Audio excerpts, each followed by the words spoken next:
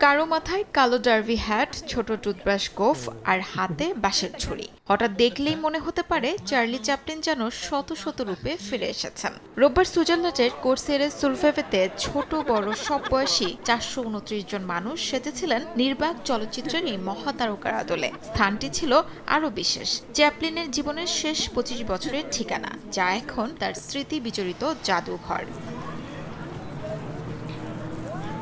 জাদুঘরের 10ম প্রতিষ্ঠাবার্ষিকী উপলক্ষে আয়োজন করা হয় এই ব্যতিক্রমী সমাবেশের। লক্ষ্য ছিল এ জায়গায় সবচেয়ে বেশি সংখ্যক চার্লি চ্যাপলিনের সমাবেশ ঘটিয়ে নতুন বিশ্ব রেকর্ড করা, কিন্তু সেই লক্ষ্য পূরণ হয়নি। কারণ 2017 সালে একই স্থানে 662 জন চ্যাপলিন সেজে যে রেকর্ড গড়েছিলেন সেটি এবারও অক্ষত থেকে যায়। তবে রেকর্ড ভাঙতে না পারলেও অংশগ্রহণকারীদের আনন্দে কোনো ঘাটতি ছিল না। আমি সত্যি পৃথিবীর সবচেয়ে সুখী মানুষ। আমি একজন অভিনেতা, তাই পেশাগতভাবেও প্রায়ই মঞ্চে চার্লি চ্যাপলিনের চরিত্রে অভিনয় করি। আমরা চ্যাপলিনের বাড়িতে এমন মানুষদের সঙ্গে একত্র হয়েছি যারা চ্যাপলিনের ভীষণ অনুরাগী। প্রায় 37 একর জুড়ে বিস্তৃত ম্যানোয়ার দ্য ভ্যান এস্টেটে জীবনের শেষ অধ্যায় কাটিয়েছিলেন চার্লি চ্যাপলিন।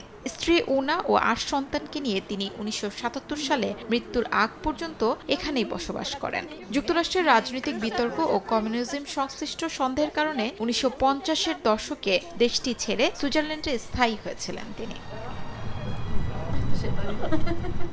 শিউলি রোসা, সময় সংবাদ।